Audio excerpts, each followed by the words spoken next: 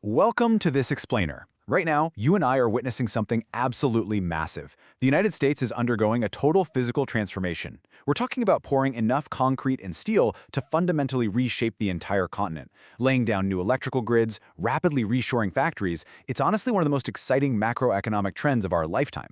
But as retail investors looking to capitalize on this giant physical rebuild, we have to look past all the shiny headlights, and, well, we have to examine the math. So, that leads us directly to the central questions for today's analysis. How exactly do you bet on America rebuilding itself? And more importantly for your own portfolio, is a highly targeted thematic investing approach actually worth the premium price tag it carries? Today, we're going to look at the massive trends driving the industrial sector right now, and then we're going to pit two major investment vehicles head-to-head to see what they truly cost you. All right, let's kick things off with Section 1, America's Infrastructure Boom. Okay, let's dive into this, because this isn't just one trend happening in isolation. It's literally a perfect storm. That staggering $1.2 trillion federal spending plan, injecting capital directly into our roads and bridges, that's really just the spark. Throw in a massive wave of industrial onshoring as we bring manufacturing back home. Then add an aging electric grid that is absolutely desperate for a revamp to handle millions of new electric vehicles. And finally, the voracious exponential energy appetite of these expanding AI data centers. Put it all together, and you have an absolute feeding frenzy for builders. Moving right along to Section 2, inside the PAVE ETF. So if you want to bet on America rebuilding America, the Global X-US Infrastructure Development ETF, which trades under the ticker PAVE, has kind of become the default choice for a lot of people. It tracks the Index US Infrastructure Development Index, and it's designed to give you a really simple one-ticker solution to own 101 companies intimately tied to this domestic reshoring trend. It's not about the fancy software that runs the future. It's about the physical structures that actually house it. Which brings us to Section 3, the portfolio pouring concrete. Now, what's really interesting about this breakdown is the intense concentration. Look at this. A massive 73.3% of the fund is in industrials, and another 22.2% is in materials. There is virtually no consumer fluff in here. You aren't buying trendy app developers or avocado toast purveyors. This proves that PAVE is a pure-play builder fund, heavily weighted toward the specific companies that mine the resources and manufacture the parts required for heavy construction. And when we lift the hood to look at the top individual names, it reads like a roster of companies doing the actual heavy lifting. Just the top 10 holdings alone make up roughly a third of the entire fund.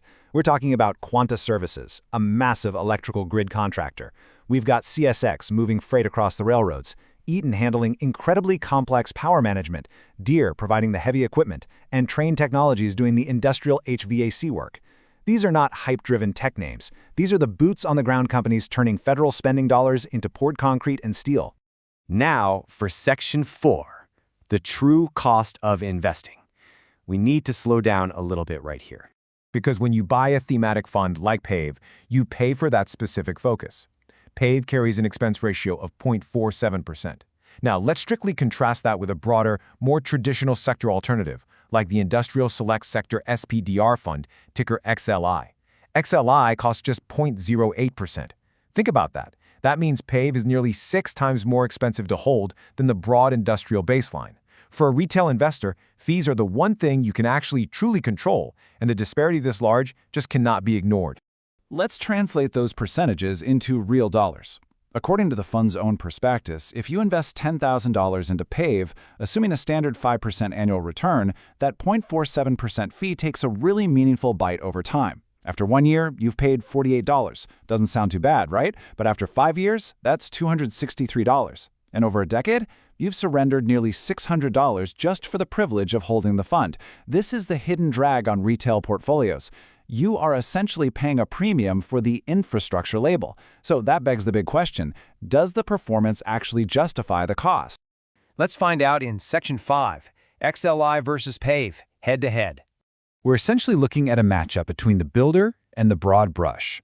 PAVE gives you targeted, pure construction, equipment, and materials exposure. Think of it like a highly specialized, expensive power tool designed for one specific job. XLI, on the other hand, gives you the entire S&P 500 industrial sector. It's like a cheaper, ultra-reliable multi-tool. Yes, you get machinery and transportation, but your pure infrastructure exposure is diluted. Why? Because XLI also holds massive defense and aerospace giants like RTX, Lockheed, and General Dynamics, alongside professional services. And this brilliantly illustrates how those different strategies and those different fees play out in the real world.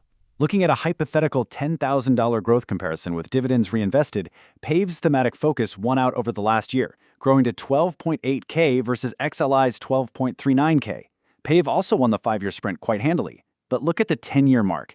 XLI actually edges out PAVE, growing to over $45,000 compared to PAVE's $43,000. Why does that happen? Because over a long enough timeline, the compounding drag of PAVE's higher fees aggressively eats into that thematic alpha, while XLI's dramatically lower 0.08% fees quietly compound in the investor's favor. It's also vital to remember how cyclical the infrastructure sector is. Looking at PAVE's annual total returns from 2018 to 2024, you can see incredible highs, like a massive 36% return in 2021, but also sharp drops, like an 18% loss in 2018 and a 7% drop in 2022. We all know past performance is never a guarantee of future results, but this impartially demonstrates the whiplash of cyclical investing. Building materials and heavy equipment are highly sensitive to recession fears and economic cycles. PAVE is not a defensive sit-and-forget holding. For sure, it is a volatile, cyclical play. All right, bringing it all home with Section 6, Building Your Strategy. So the crucial point here is really grasping the distinct risks you're taking on with either choice. If you choose PAVE, you're accepting heavy thematic concentration.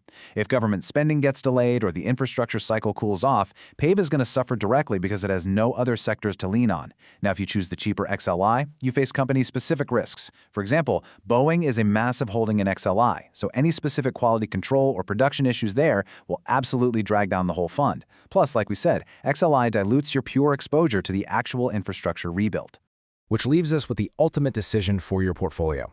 We know the American rebuild is happening, but as an investor, you've got to protect your capital from unnecessary drag.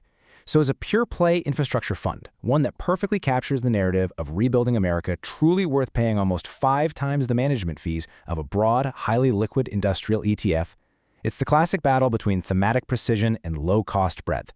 Weigh the multi-trillion-dollar narrative against the silent gravity of compounding fees and decide, what kind of foundation do you want to build your portfolio on?